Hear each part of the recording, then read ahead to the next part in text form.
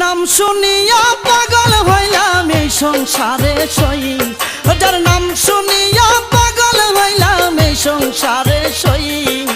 বইলা দে গো প্রাণ সজনী লেংটা বাবা কই, আরে বইলা দে গো প্রাণ সজনী লেংটা বাবা কই। আরে নাম শুনিয়া পাগল হইলাম এই সংসারে সই, নাম শুনিয়া পাগল হইলাম এই সংসারে সই।